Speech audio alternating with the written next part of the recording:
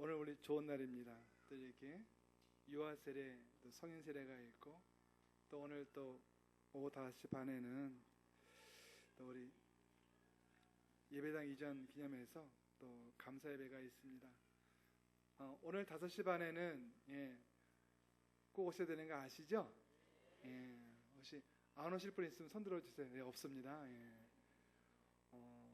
우리 담임 목사님하고 사모님 같이 오시고, 또 당회 장로님들 오시고, 또 어른 장로님들, 또 장로 중 어른 장로님들도 오시고, 수원 장로님들 단체로 오신다고 그러고, 또 서산에서도 오신다고 그러고, 또 우리 캠퍼스 목사님들도 오신다고 그러고, 지금 오신다는 손님이 지금 100명에서 한 200명 사이가 됩니다. 할렐루야. 오시는 손님보다 적게 와서 해야 되겠습니까? 그래서 오늘 은혜가 잘 치러질 것인데 그런 생각이 있습니다. 오늘만 같아라. 늘 사실은 우리 교회가 늘 이렇게 축제 분위기 속에서 지내면 좋겠습니다. 할렐루야. 평택 온누리 교회가 날로 더 큰 축제 분위기 속에서 주님을 기뻐하고 주님을 찬양하면서 그렇게 성도 안에서 기쁜 교제가 있는, 나눔이 있는 귀한 교회로 거듭나기를 축복합니다. 오늘 본문 요한복음 1장 1절로 13절까지 지난주 저희가 성령론에 대해서 제가 강의 형태의 설교했습니다. 오늘은 기독론입니다. 자유본문으로 하라고 우리 담임 목사님 말씀하셔서 우리 교회에 뭐가 좋을까 생각하면서 예수님에 대해서 얘기해야 되겠다. 지난주는 성령님, 예수님. 그래서 앞으로 5주간 예수님에 대해서 요한복음, 오늘은 아주 기독론의 중심, 구원론의 중심, 짧은 본문이지만 오늘 잘 들으시고 마음에 새기시면 예수님에 대해서, 그가 베푸신 구속사역에 대해서 짧게 정확하게 제가 말씀드릴 테니까 어떤 강의 드릴 때보다 3배로 10배로 집중하셔서 잘 들을 수 있기를 바랍니다. 할렐루야. 나름대로 이렇게 엑기스를 잘 정리했으니까 제가 못한 거는 제 실력이 여기까지입니다. 할렐루야. 생명의 주 예수 그리스도라는 말씀으로 말씀을 나누기를 원합니다. 어떤 한 인생에 있어서 최고의 것 하나를, 최고의 가치 하나를 뽑으라 그러면 여러분은 무엇을 꼽겠습니까? 저는 생명입니다. 성경에도 사람이 생명을 잃으면 천하를 얻고도 소용이 없다라고 말합니다. 성경에 굳이 그렇게 설명되고 기록하지 않았더라도 생명이 정말 귀하고 고귀하다는 것은 굳이 따로 설명할 필요가 없는 줄로 믿습니다. 생명은 아주 귀하십니다. 근데 그 귀한 생명을 주관하시는 분이 예수 그리스도이시기에 그 예수 그리스도가 얼마나 귀하고 대단한 분인지를 우리는 인식하게 됩니다. 생명에 대한 그런 위기를 느껴보지 못한 분들은 이 인식이 약할 수 있습니다. 저도 그랬습니다. 40세 때, 만 40세 때 암 투병하기 전까지만 해도 그냥 생명은 당연히 있는 것처럼 여겨졌습니다. 누가 암 걸렸다 하면 그건 남의 이야기지 우리 가족이나 최소한 내 얘기는 아닐 것이다 라고 생각하던 제게 어느 날 갑자기 암 선고와 암 투병은 정말 뜻하지 않은 일이었습니다. 암 투병하던 기간, 작게는 6개월, 길게는 한 2년 동안에 제 마음 중심에는 생명입니다. 도대체 생명이 무엇인가? 생명이 어디로부터 왔고 무엇이며 과연 내가 살아있다라고 하는 것이 이게 무엇을 의미하는가라는 것을 누가 얘기하지 않아도 그것이 제 마음의 중심에 있었습니다. 생명은 무엇입니까? 그렇게 귀한 생명은 어디서 온 것이며 우리는 그 생명을 위해서 우리 자신이 할 수 있는 것은 무엇입니까? 우리가 노력하면 그 생명을 길게 할 수 있습니까? 우리가 노력하면 우리는 마음 놓고 우리가 원하는 대로 건강하게 살 수 있습니까? 성경은 말하고 또한 우리 인생이 그것을 증명하고 있습니다. 그럴 수 없습니다. 생명의 주관자가 계십니다. 우리가 보든 안 보든 생명의 주관자가 계십니다. 우리가 지금 이 건물 안에 들어와 있습니다. 해가 중천에 떠 있습니다. 어떤 분이 이렇게 말할 것입니다. 저는 지금 해를 볼 수 없습니다. 저는 해가 있다는 것을 인정할 수 없습니다. 그럴 수 없습니다. 그분이 인정하든 인정하지 않든 해가 지금 중천에 떠 있다는 것은 진리입니다. 변하지 않습니다. 우리가 그것을 인정하든 인정하지 않든 그건 우리의 문제입니다. 진리는 우리의 인정과 무관하게 진리입니다. 그래서 진리입니다. 예수님이 생명의 주라는 것은 진리입니다. 그것을 인정해서 성도가 되든지 그것을 인정하지 못하고 자기 마음대로 살아가든지 그건 그 본인의 선택일 뿐 그 선택과 진리는 연관관계가 없습니다. 우리가 무엇을 선택하든 예수 그리스도 그분은 생명의 주인이시고 그 생명 안에 있는 우리는 참 생명 얻어 영생을 살게 되어 있습니다. 예수 그리스도 그분을 영접하면 구원받습니다. 구원받다는 의미는 이미 우리는 생명을 받은 것입니다. 여기서 말하는 생명은 이 땅에서 있는 생명이 아닌 영생을 말하는 것입니다. 예수님은 우리에게 생명을 부어 주셨습니다. 영생을 허락해 주셨습니다. 이제 예수님의 생명 갖고 허락하신 영생토록 주님과 함께 동행하는가, 이제 저와 여러분 앞에 주어진 은혜의 삶이라고 생각합니다. 요한복음 20장 31절 말씀 읽겠습니다. 시작.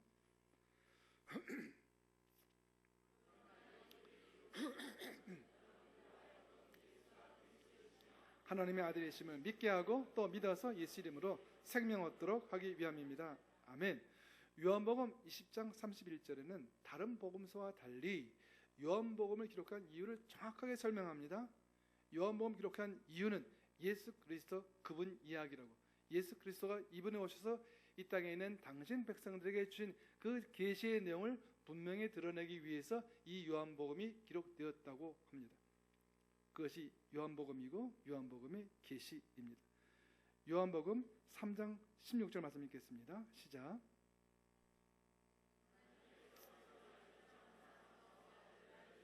이는 그를 믿는 자. 요한복음 계시의 핵심은 영생임을 알 수 있습니다. 요한복음은 특별히 예수님에 대한 기록이며 예수님의 사역의 중심에는 구속사역이 있고 그 구속의 핵심적인 이야기는 영생입니다. 구원받았다 라는 것은 무슨 의미인가? 우리가 이제는 죽지 않는 사람이 되었다. 죽을 수 없는 사람이 되었다. 이제는 예수님이 부활하신 것처럼 우리도 그때 예수님의 그때 부활해서 영생에 참여하는데 이미 그 영생은 지금부터 시작이 되었다. 죽은 이후에 시작되는 것이 아니라 예수님 믿어 영접한 그 순간부터 우리는 이미 영생에 들어간 것입니다. 저와 여러분 영생 받았기 때문에 이제 죽을 수가 없습니다. 육신의 장막에 거두는 것일 뿐 그것은 우리의 육신만 변질 뿐이지 실제 우리의 삶의 생명은 끊어지지 않습니다. 선포하겠습니다. 내 영혼아 예수님 믿어 구원받았으니 이미 영생에 들어갔음을 믿을지어다. 예. 우리 저와 있는 분들에게 당신은 이미 영생을 받았습니다.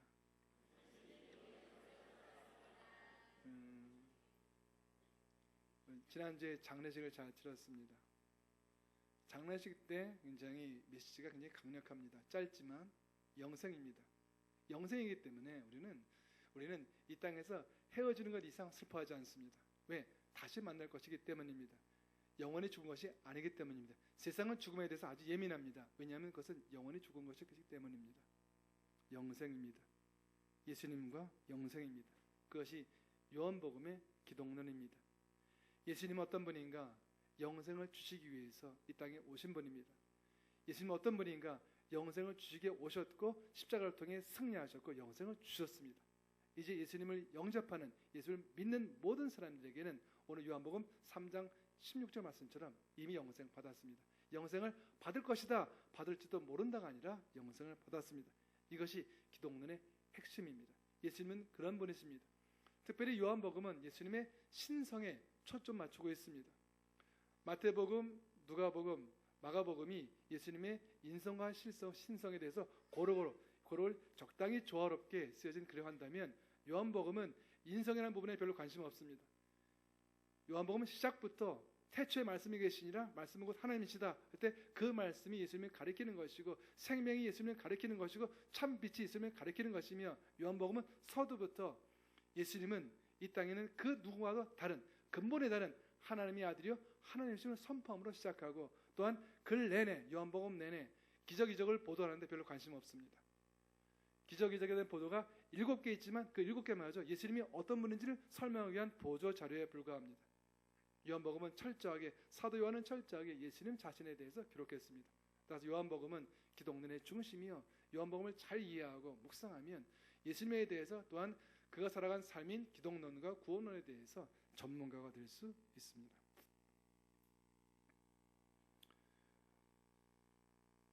오늘 요한복음 1장부터 3절까지를 요한복음의 서두라고 표현합니다. 머릿말인데 요한복음 머릿말에서 예수님에 대해서 이렇게 소개합니다. 예수님을 태초에 하나님과 함께 계셨던 분으로 소개합니다. 예수님은 태초, 저는 그 기독론에 대해서 강의할 때 이렇게 손을 뻗어서 하는 게 있어요. 한번 여러분들 잘 들어보시고, 예수님은, 잘 들으십시오. 제가 한 문장으로 예수님 기독론을 요약해 보겠습니다. 예수님은 태초 이전부터 계셨던 하나님으로, 지금 제가 가는 건 지금 시간이에요. 시간. 그리고 위에 있는 건 하늘이고 아래에 있는 건 땅이에요.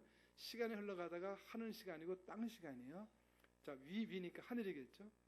예수님은 태초 이전부터 계셨던 분으로 태초에 천지를 창조하셨고, 하늘에 계시다가 이 땅의 죄의 문제를 해결하시려 땅에 내려오셨고 33년간 사시며 마지막 3년 공생을 사시며 십자가에 달려 죽으시고 부활하심으로 모든 죄 문제를 해결하시고 부활 성천하셔서 하늘에 계시다가 마지막 때 종말에 이 땅에 오셔서 이 땅을 심판하시고 구원받은 당신의 백성들과 영원히 함께 하실 분.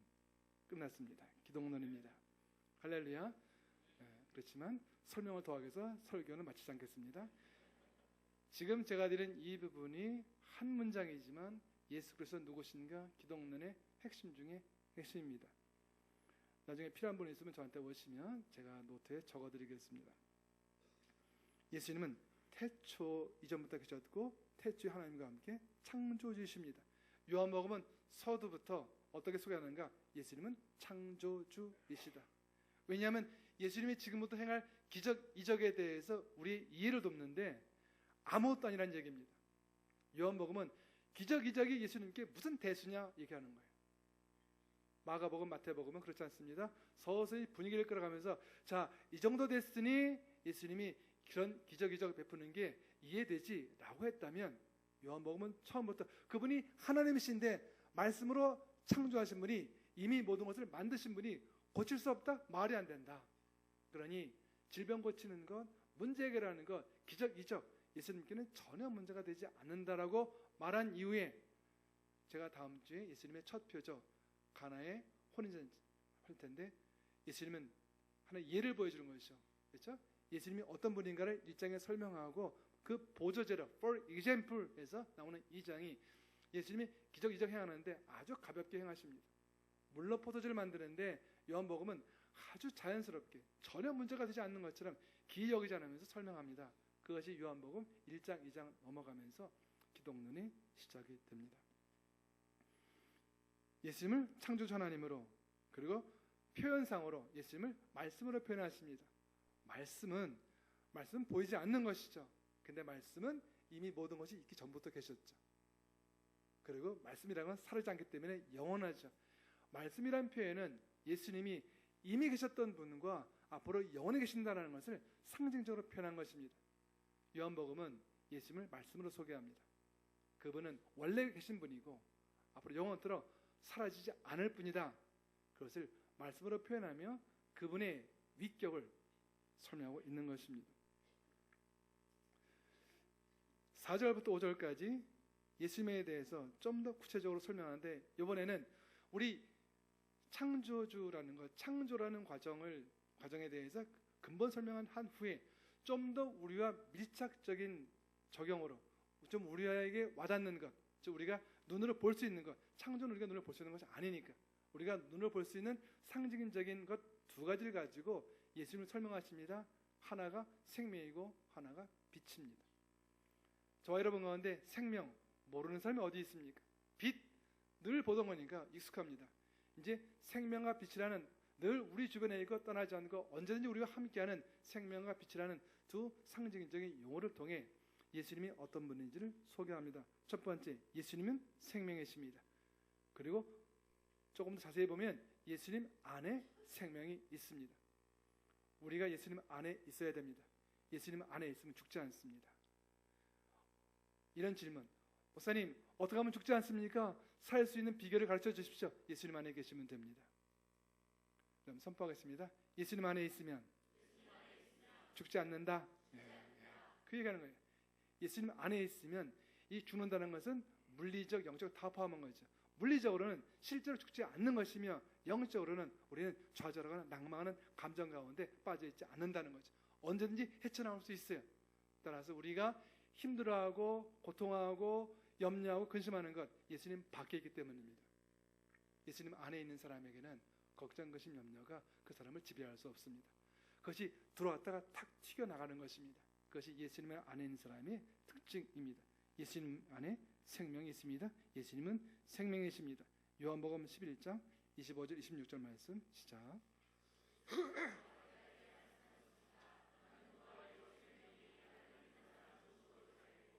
살아날 믿는 자는 영원히 죽지 않은 내가 이것을 믿느냐? 아멘. 예수님 너무 당당하게 자신 안에 생명이 있음을, 그래서 예수님 믿는 사람은 지금 이미 살아서 영생을 경험하고 있는 것이라고, 나를 믿는 사람은 죽을 수 없는 존재가 이미 되어버린 거라고. 저와 여러분은 죽을 수 없는 존재가 되었습니다. 따라하겠습니다. 내 영혼아, 예수님 믿어 죽을 수 없는 존재가 되었다. 죽음 앞에 겁내지 않는 저와 여러분 될 수 있기를 축복합니다. 예수님은 빛으로 오셨습니다. 요한복음 8장 12절 말씀 시작.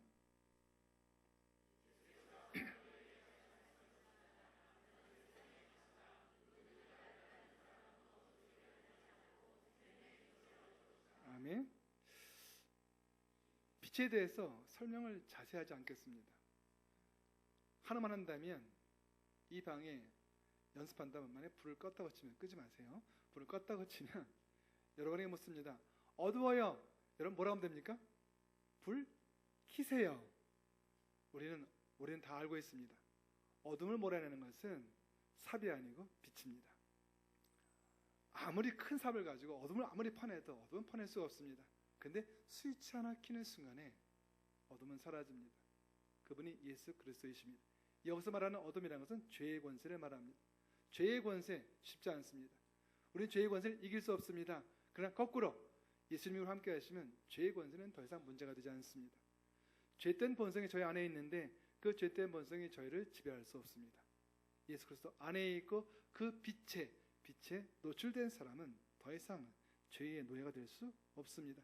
이처럼 빛과 생명과 빛이라는 것이 서로 상호 교차적으로 예수님을 설명하고 있습니다.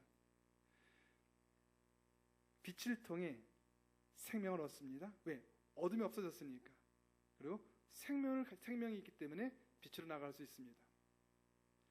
빛이 있어 생명을 얻었고 생명이 있어 빛으로 나갈 수 있고, 이것이 서로 상호 교차적으로 우리의 삶을 규정합니다. 따라서 예수 그리스도 안에 있는 사람에게 생명이 있고 그 생명은 죄로부터 단절된 것이니 더 이상 저와 여러분들은 죄로 오염된 삶에 빠져있을 이유가 전혀 없습니다. 그래서 이렇게 구원된 생명 가진 사람들에게는 아주 중요한 단어가 회개인 것입니다. 왜냐하면 어울리지 않기 때문에 이제 저와 여러분들이 죄에 빠져 죄에 물들어 죄 안에 노예처럼 사는 것은 이제 어울리지 않는 존재가 되었습니다. 이거 뭐지? 그러면서 이런 거 있죠. 여기 막 붙어 있어요. 근데 성도님들이 목사님 저기 안 맞는 것 같아요. 왜? 어울리지 않아요. 목사님 이 건물에는 이런 컬러가 어울리지 않아요. 그런 것처럼 이제 그리스도 안에 생명 안에 있는 사람에게 생명 밖의 일은 처음부터 어울리지가 않습니다. 이 생명은 죄를 극복한 생명을 말하기 때문에 이제 더 이상 죄가 지배하는 삶은 어울리지 않습니다. 저와 여러분들이 죄를 짓는 것도 어울리지 않을 뿐더러 죄를 지은 상태에서 죄를 끌어내지 않고 회개하지 않고 남겨두는 것은 더 어울리지 않습니다. 이제 생명을 얻은 저와 여러분들은 그 생명이 죄로 이길 수밖에 없는 권세를 이긴 생명이니 더 이상 죄의 노예가 되지 않고 죄에서 승리하는 저와 여러분들 될 수 있기를 축복합니다. 문제가 있습니다. 생명빛 너무 간단합니다. 단 한 가지 문제가 있습니다. 오늘 이 이야기를 처음 듣는 분은 이렇게 말하겠죠. 몰랐습니다. 예, 맞습니다. 모르는 게 문제입니다. 어떤 분은 알긴 알겠는데요, 그게 정말이에요? 믿지 않는 것이 문제입니다. 두 가지 문제가 있습니다. 모르는 문제가 있고 알지만 믿지 않는 문제가 있습니다. 오늘 요한복음은 이렇게 시작합니다. 예수님이 생명과 빛, 그 누구나 이해할 수 있고 누구나 받아들일 수 있고 아주 이 땅에 태어난 누구라도 공감할 수 있는 그러한 생명과 빛으로 오셨는데, 즉 몰라요라고 말할 수 없고 나는 그걸 본 적이 없는데요 말할 수 없게 분명하게 뚜렷하게 우리가 늘 함께하는 분명한 생명과 빛으로 오셨는데, 그게 뭐예요? 라고 묻는 사람이 있고, 알겠는데 그걸 어떻게 믿어? 라고 하는 두 그룹을 소개합니다. 한 그룹은 세상이라고 표현되어 있고 한 그룹은 유대인이라고 표현되어 있습니다. 세상은 문제가 주님을 알지 못합니다. 유대인들은 알긴 하는데 믿지 않습니다. 이 땅에 있는 하나님 믿지 않는 사람들의 두 가지 문제입니다. 한 그룹은 예수님을 모릅니다. 한 그룹은 아는데 믿지 않습니다. 저와 여러분들은 은혜로 예수님을 알게 되었고 은혜로 예수님을 믿게 되었습니다. 축복입니다. 예수님을 안다고 다 믿지 않습니다. 이 땅에 태어나도 예수님을 다 알지 않습니다. 이 땅에 태어난 많은 사람들이 예수님을 모르고 죽어갈 수도 있습니다. 예수님을 알게 된 것, 성경을 공부할 수 있게 된 것, 성경을 내 손에 쥐고 성경을 필 수 있는 그 삶의 자리로 들어간 것, 은혜입니다. 근데 성경을 피고 읽어도 3번, 4번, 10번 읽어도 예수님 영접하지 않는 사람이 있습니다. 저는 그런 사람들을 많이 봤습니다. 특별히 지식인 가운데 많이 있습니다. 성경책을 이렇게 표현합니다. 참 좋은 책이라고, 베스트셀러라고. 내가 읽어봤는데 정말 아주 섬섬옥소, 아주 정말 아주 뭐 이게 좋은 말씀이고, 정말 예수님은 선각자라고, 아주 훌륭한 아주 우리의 교사라고, 이런 분들이 많으면 좋겠다고. 할렐루야. 성경을 3번, 10번, 수만 읽어도 믿어지지 않고 예수님을 좋은 분이라고, 참 훌륭한 인격자라고 표현하고 저는 들은 적이 있습니다. 너무 당황했습니다. 아니, 성경을 한 번도 아니고 저렇게 3번, 10번씩 읽고도 안 믿어질까? 안 믿어진다는 이야기입니다. 그러니 오늘 저와 여러분들이 오늘 오신 분 가운데 할렐루야 성경 통독을 한 번도 안 한 분도 계시죠? 제가 손 들어보려면 말 안 합니다. 할렐루야. 근데 저도, 왜냐하면 저도 그럴 때 예수님 믿었거든요. 성경 통독 한 번도 안 했는데 전 처음부터 예수님 믿어졌습니다. 근데 제 옆에 있던 어떤 분이 성경을 통독하고 정말 유식해요. 기독교의 책 이만큼 읽었다는 거예요. 근데 그분이 예수님은 신이 아니래요. 자기 예수님 믿을 수가 없대요. 그냥 훌륭한 교사고, 훌륭한, 지금 따지면 교수래요. 교수. 아주 잘 가르치는 분이라고. 이상하다. 나는 성경을 한 번도 통독한 적도 없는데 이렇게 예수님이 계신 게 확실하고 예수님 믿는데 왜 저분은 저렇게 성경을 많이 알고, 나는 성경책에 뭐 있느냐, 성경책 이름도 다 못 외우는데 저분은 성경책을 줄줄줄줄 외우는데 예수님은 못 믿는다는 거. 안다고 다 믿는 것이 아니고 믿는다고 해서 다 아는 것이 아닐 수 있겠다 싶습니다. 오늘 저와 여러분들은 예수님에 대해서 더 잘 알 수 있기를 축복합니다. 또한 그 아는 지식이 저와 여러분의 믿음이 공고히 되고 성장 성숙하는 데 귀하게 쓰임받기를 축복합니다. 자, 이제 문제까지 파악됐습니다. 예수님이 우리에게, 요한복음이 문제야. 뭐가 문제입니까? 모르는 것, 성경을 모르는 것, 그 다음에 예수님 믿지 않는 것. 혹시 오늘 오신 분 가운데 나 정말 아직까지 성경을 한 번도 통독한 적 없다는 분들은 오늘 찔림받아서, 할렐루야, 찔림받아서 성경 통독에 착수하시길 바랍니다. 할렐루야. 아멘 한 분이 3분인데 나머지 분들도 아멘 안 했지만 성경을 꼭 통독하시고, 또한 예수님을 영접했다는 사실에 대해서 잘 인식하시면서 내 인생이, 내가 받은 이 구원이 무엇인지를 참으로 깊이 곰곰이 새기며 누군가에게 당당히 여러분 입의 입술로 자신의 신앙 고백으로, 오늘 아이가 신앙 고백 못하죠? 유아니까. 여러분 다 컸잖아요. 다 컸는데 여러분 입으로 예수님은 어떤 분이야? 어떤 분이 물었어요. 예수님은 어떤 분이에요? 설명해 보세요. 그거 내가 알지, 아는데 그게 설명이 안 되네. 내가 모르는 게 아니고 설명이 안 되네. 모르는 거예요. 할렐루야. 따라합시다. 설명이 안 되면 모르는 거다. 누군가 여러분에게 예수님이 어떤 분이에요? 라고 묻는다면 여러분은 설명할 수 있어야 됩니다. 설명할 수 있는 사람은 제대로 알고 있는 것이고, 설명할 수 없다는 것 자체가 내가 예수님을 잘 모르고 있는 거예요. 전혀 모르진 않아요. 근데 잘 모르는 거예요. 얼마만큼? 설명할 만큼 모르는 거예요. 설명할 수 없는 사람은 복음을 증거할 수 없습니다. 즉 설명할 수 없는 믿음은 영향력이 없는 믿음입니다. 나 하나 겨우겨우 구속받은, 나 하나 겨우겨우 목숨 건진 믿음입니다. 전 저와 여러분 가운데 한 번도 그렇게 자기 하나 연명하는 그런 믿음이 아닌 누군가를 살릴 수 있는 믿음의 사람 되기를 축복합니다. 그렇다면 악하고 혼탁한 세상 속에서 우리가 갖춰야 될 기본은 무엇일까? 오늘 본문은 세례 요한을 그 장면에 세례 요한을 for example 넣습니다. 세례 요한을 보냈습니다.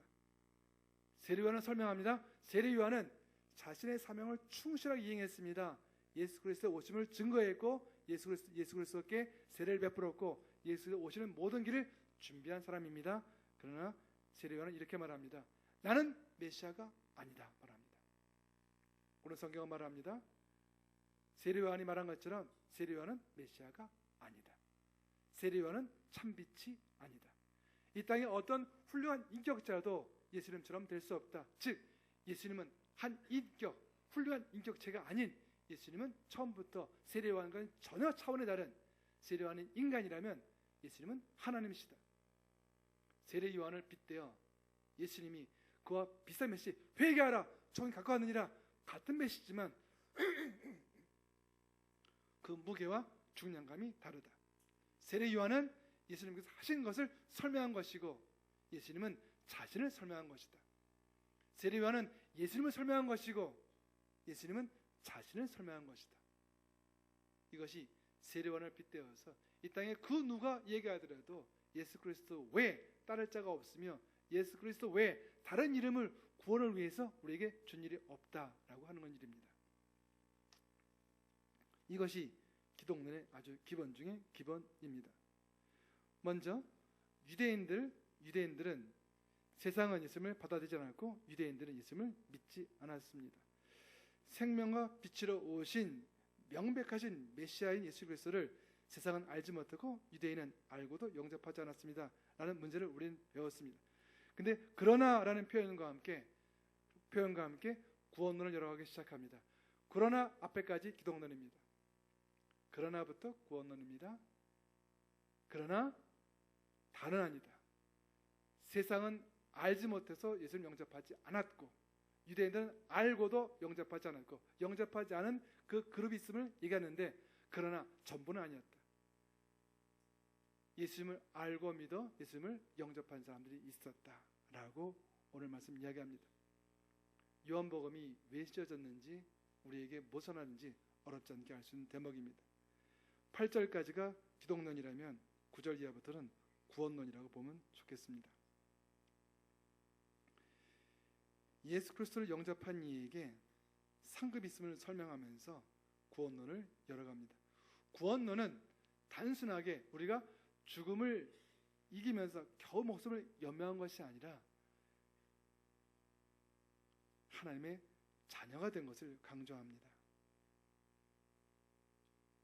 구원론의 핵심은 저와 여러분이 하나님의 자녀가 되었다는 사실입니다. 선포하겠습니다. 내 영혼아 믿음으로 주님을 영접함으로 하나님의 자녀가 되었다. 아멘.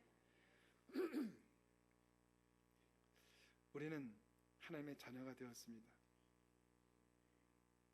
신적인 기원입니다. 저희가 하나님의 자녀가 되는 게 신적인 기원입니다. 어떤 이렇게 SF 보게 되면 이렇게 제우스의 아들 이런 거 있잖아요. 신이 낳은 아들 있잖아요. 그렇죠? 그런 이게 이제 이런 것들을 설명하고 싶었던 것 같아요. 우리는 하나님의 아들, 하나님의 딸인 거예요. 근데 실상 우리는 그게 뭔지 잘 모를 수는 있어요. 하나님의 자녀라는 게 얼마나 위대하고 큰 신분인지 우리는 모를 수 있어요. 그걸 알아가는 게 신앙생활일 거예요. 그래서 알아가는 게 성경 공부일 거예요. 우리는 성경을 공부하면서 또 연구하면서 또 신앙생활하면서 이제 먼저 받은 것이 내가 받은 게 무엇인지, 내가 받은 그 귀한 선물이 무엇인지 선물의 내용을 신앙생활을 통해서 이렇게 예배를 통해서 설교를 통해서 강의를 통해서 하나하나 알아가게 될 거예요. 결론, 저와 여러분이 알던 모르던 우리의 지식과 무관하게 진리는 이미 정해져 있습니다. 진리는 무엇입니까? 예수님이 생명과 빛이라는 사실입니다. 예수님은 이미 생명으로 오셨고 우리 동의와 무관하게 우리가 알고 모르고 믿고 안 믿고 중요하지 않습니다. 예수님은 이미 우리와 무관하게 먼저 생명으로 오셨고 빛으로 오셨습니다. 선포합니다. 나를 믿는 자에게 생명을 준다. 나를 믿는 자는 하나님의 자녀가 된다. 선포된 진리입니다. 우리와 타협하지 않습니다. 우리 주님은 세상과 타협하신 적이 없습니다. 그분은 하나님이시기 때문입니다. 따라서 이 구원론이라는 것은 세상의 어떤 것과 타협하지 않습니다. 어떤 종교와도 비교될 수 없습니다. 그분은 스스로 계신 비교할 수 없는 분이십니다. 바로 그런 분이기 때문에 그분이 생명 그러면 생명인 것입니다. 그분이 빛 그럼 빛인 것입니다. 하나님이 이 땅에 오셔서 당신이 만든 피조물들에게 나는 생명의 빛이 있는데 그게 뭐야? 라고 죄송합니다. 의문을 제기하는 사람이 있었고 심지어 의문 제기로 끝나지 않고 믿지 않는 사람들이 있었습니다. 오늘 저와 여러분들에게 오늘 이 말씀은 도전을 줍니다. 세상에 많은 사람들이 왜 믿지 않는지를 깨닫게 합니다. 세상은 그렇다는 것입니다. 유대인들은 그렇다는 것입니다. 세상에 아무리 똑똑하고 지식이 많고 정말 예수님을 잘 믿은 것처럼 보여도 예수님 믿는다는 거 쉽지 않습니다. 또 성경을 많이 읽으면 잘 될 것 같아도 지식이 그를 구원하지 않는다는 이야기입니다. 그러니 오늘 저와 여러분이 받은 구원이 얼마나 큰 은혜인지를 깨달아야 합니다. 저와 여러분과 성경에 비슷한 많은 사람들 가운데 더 많은 20%가 믿었다면 80%가 예수님 영접하지 않고 있습니다. 바꿔 말하면 5명이 있는데 1명이 택하기를 4명이 거부합니다. 그들에게는 저와 여러분들이 낯선 사람들일 거예요. 이해 안 된다? 어떻게 이걸 믿지? 어떻게 이걸 받아들이지? 다수결로 친다면 더 많은 사람들이 예수님을 믿지 않고 배척했습니다. 오늘 저와 여러분들은 많은 사람들이 가는 길을 택한 사람들이 아닙니다. 오늘 저와 여러분들은 좁은 길을 택한 사람들입니다. 80%가 아닌 20%를 택한 사람들입니다. 근데 그 택한 것이 무엇인지를 분명히 깨달아 알아야 합니다. 우리 노력을 한 것이 아닙니다. 저는 이런 질문을 한 적이 있습니다. 여러분이 예수님 믿고 예수님 영접한 것이 먼저입니까? 여러분이 성령 받은 것이 먼저입니까? 여러분 무엇이 먼저입니까? 여러분이 하나님 도움 받지 않고 은혜 받지 않고 먼저 어느 날 갑자기 결심했어. 나 예수님 믿어야지 해서 예수 영접했습니까? 아니면 어느 날 그 결심을 할 만한 그 마음을 우리에게 부어주셨습니까? 성경은 말합니다. 성령이 먼저라고 말합니다. 우리는 이유를 모릅니다. 정확하게 이유를 모릅니다. 그런데 어떤 이유로 어느 순간에 하나님이 우리의 무엇인가를 보시고 우리에게 먼저 성령을 부어주셨습니다. 먼저 은혜를 부어주셨습니다. 그 은혜를 받고 나니 예수님을 주님으로 보이게 됩니다. 예수님은 나의 주님이세요 라고 고백하면서 주님을 영접하게 됩니다. 주님 영접하게 된 것 신적 사건입니다. 이건 땅의 사건이 아닌 하늘의 사건입니다. 따라서 요한복음은 구원론을 신적 기원으로부터 풀어가고 있는 것입니다. 이게 맞습니다. 구원을 인격적으로 고마운 것으로 풀어가는 것 좋습니다. 그러나 그것은 정확한 것은 아닙니다. 오늘 요한복음은 신적 기원으로 하늘에서 온 것으로 우리의 노력이 아닌 우리의 행위가 아닌 하나님 은혜로부터 말미암은 것을 가르쳐 줍니다. 그렇게 우리는 주님을 나도 모르는 사이에 영접하게 되었고 내게 주신 성령을 보신 그 은혜를 따라서 어느 날 예수님을 주님이라고 고백하게 되었고 주님을 영접하게 되었고 나도 모르는 사이에 주님이 주신 은혜의 선물 영생에 참여하게 되었습니다. 동일하게 지금 자신도 모르게 선택하지 않는 사람들이 있습니다. 나는 왜 그런지 모르겠는데 아무리 내가 설명해도 안 믿어져. 어떤 분에게 복음을 증거한 적이 있어요. 그분이 그렇게 말하더라고요. 당신의 말 다 논리적이고 이해되는데 난 안 믿어져 그러더라고요. 근데 제가 답답하더라고요. 왜 안 믿어지지? 그럼 이렇게 얘기해요. 난 네가 믿은 게 더 이상해. 제 친구와 대화했어요. 예전에 걔는 이렇게 얘기하더라고요. 친구가 난 네가 믿는 게 이상해. 천국이 어디 있니? 넌 있다 그랬는데 너 본 적 있니? 없다 그랬어요. 야, 너 공학자가 제가 공학이니까 너는 그 공학하는 애가 과학자가 어떻게 보지도 않은 걸 이렇게 믿는다고 그러니 너 저 호황된 거 아니냐? 그 친구가 저하고 대판 싸움 붙었습니다. 원래 아주 단짝 친구였는데 그게 너무 싸움이 심해지다 보니까 여기까지 갔어요. 네가 하나님이 계신 걸 증명하든 증명 못하든 만약에 네가 증명하지 못하면 너 교회 떠나라. 네가 증명하면 내가 교회 다니겠다. 왜냐하면 이제 친구로서 이제 마지막 결판 짓는 거예요. 옛날엔 카페가 없어 다방에서. 아마 다방에서 누가인지 모르겠지만 아무튼 둘이 대판 붙었어요. 제가 설명을 이렇게 했어요. 너도 나름대로 공부했고 나도 나름대로 공부했으니까 우리 똑똑한 것을 반반 보자. 친구가 좋다 그랬어요. 너는 분명히 천국이 없다 그런다. 나는 있다 그런다. 그럼 천국이 있을 확률 얼마냐 그랬더니 50%. 예스 50%. 너하고 둘 다 죽었다고 치자. 가만히 천국이 없네? 내가 너한테 100배로 사과하겠다. 야, 걔 형근이야. 야, 형근아, 내가 정말 미안하다. 천국이 없네? 그걸 끝이다. 어차피 없으니까. 만약에 내가 맞으면 어떡할래? 그랬어. 천국 있으면 어떡할래? 이 친구 얼굴이 사색으로 변하기 시작합니다. 확률 50%야? 분명히 네 입을 얘기해서 확률 50%라고? 확률 50%로 5%도 아니고 0.5%도 아니고 50%나 되는 확률인데 천국이 있으면 너 어떡할래? 너 끝인데? 이건 사과를 끝낼 문제가 아니지. 천국이 없다면 사과하면 끝나는 얘기고 천국이 있으면 사과를 끝날 게 아니잖아. 너는 이미 한 번의 그릇된 선택으로 영원함을 잃어버렸는데 내가 너보다 더 똑똑하지 않아. 그러나 나는 50% 확률을 잡았을 뿐이야. 선택해. 교회 선택했어요. 지금 앉아있었는데요. 목사님들 훨씬 더 열심히 사역 잘해요. 걔 보면 걔가 목사 같아요. 걔하고 저거 대화가 있잖아요. 제가 성도하고 걔가 목사 같아요. 친구야 그렇게 하는 게 아니고 목회자가 이래야지. 아 그래 맞다. 저를 맨날 가르쳐요. 얼마나 신실한지 몰라요. 여러분께 묻습니다. 여러분은 무엇을 택했습니까? 여러분의 지식으로 예수를 믿었습니까? 여러분의 행위가 주님을 선택했습니까? 아니지 않습니까? 어느 날 보니까 우리는 그분을 선택한 위치에 있는 거예요. 이거 첫 번째 저에게 감사함이고 이거 저에게 경외감이에요. 와, 나도 모르는 사이에 믿게 하셨고 나도 모르는 사이에 이 자리까지 인도하셨네. 근데 그 인도하심에 뜻이 있어요. 왜? 한 명 더 데리고 오래요. 아니라면 너를 이미 데려갔을 거라는 거예요. 왜?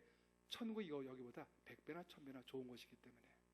내가 여기에 요한복음을 주었고 요한복음이 너에게 가르침을 주었고 이곳에 남겨두었다는 것은 너에게 할 일이 있습니다. 평택원리 교원분들 오늘 이렇게 이 강단에서 짧게지만 구원론과 이제 기독론을 선포하는 것은 잘 알았네. 야, 내가 요즘 똑똑해졌어. 그 지식을 잘하는 것이 아니라 이제 자신의 신분을 바로 알아. 자신의 사명을 바로 깨달아. 그 신분의 사명에 걸맞는 삶의 위치로 가라는 이야기가 아니겠습니까? 평택원리교회를 이렇게 넓고 쾌적하고 좋은 곳으로 이전하는 것. 여러분들 신문 보셨나요 오늘? 네, 신문 보십시오. 제가 쓴 글이니까 할렐루야. 제가 큰 타이틀을 뭐라고 썼습니까? 넓은 곳으로 가계신 만큼 전도와 선교에 열심을 다하겠습니다 썼습니다. 따라할까요? 하나님 넓은 곳으로 더 좋은 곳으로 인도하셨으니 전도와 선교에 최선을 다하겠습니다. 우리 저와 있는 분들에게 전도와 선교에 최선을 다합시다. 말씀 정리합니다. 예수님 하나님이십니다. 이미 이 모든 것들은 다 정해진 것들입니다. 천국이 정해져 있고 지옥이 정해져 있습니다. 그렇다면 우리는 의문을 제기해야 됩니다. 그렇게 좋은 천국에 우리를 두시지 왜 여기에 남겨두었을까? 여기는 중간자적 위치입니다. 천국도 아니고 지옥도 아니고. 남겨두신 이유는 지켜보는 것이 아닙니다. 할 일이 있기 때문입니다. 그 할 일이 없다면 이미 주님은 우리를 데려가셨을 것입니다. 이 예배당에, 이 새로운 예배당에, 넓은 예배당에 왜 오게 하셨는지 오늘 본문을 따라보면 어렵지 않습니다. 빈자리가 있습니다. 빈자리를 채우라는 것입니다. 가급적이면 옆에 있는 교회 데려오지 마십시오. 할렐루야. 주변에 있는 초신자들을 데려오십시오. 그것이 우리 할 일입니다. 우리가 이 땅에 살아남은 이유입니다. 그것이 아니라면 여기보다 1000배나 좋은 곳으로 이미 이끌어 가셨을 것입니다. 안심하십시오. 우리가 가야 할 곳은 이것보다 1000배나 10,000배나 좋은 곳입니다. 힘들고 이 어려운 세상 속에서 이 고난 고통 속에서 사명 감당함으로 의미 있게 살고자 합니다. 이것이 요한복음이 제시하는 기독론과 구원론입니다. 당신은 구원받은 백성이라. 그것이 얼마나 귀한지, 하나님의 자녀가 된 것이 얼마나 귀한 것인지 바로 깨달아 알고, 그것이 얼마나 귀하고 좋은 것이면 그냥 숨길 수 없어 옆에 있는 사람에게, 뒤에 있는 사람에게, 앞에 있는 사람에게 전하며 그들과 함께 하나님 나라를 이루어나가는 것, 그것이 하나님이 우리를 향한 뜻이며 하나님이 예수 이 땅에 오신 이유이며 그것이 기독론 구원론의 근본임을 깨닫게 됩니다. 오늘 주님 깨달음을 따라 한 영혼 구원하는 그 자리에 달려나가는 저와 여러분 되시기를 축복합니다. 기도하겠습니다. 감사합니다. 우리 주님 이 땅에 오셨습니다. 오셔서 당신 믿는 모든 사람들을 구원해 주셨습니다. 그런데 말씀하십니다. 아직도 구원받지 못한 80%의 수많은 영혼들이 우리 주변에 있다고 말씀하십니다. 사명을 붙잡습니다. 주님, 이 구원받은 감격, 감동 갖고 주님 이렇게 이전해 주신 이 주님 이 예배당의 평안함과 큰 쾌적함을 갖고 주님 사명 붙잡고 나아가 전도와 선교에 최선을 다하는 주의 종들 되기 원하오니 축복하여 주옵소서. 예수님 이름으로 기도합나이다.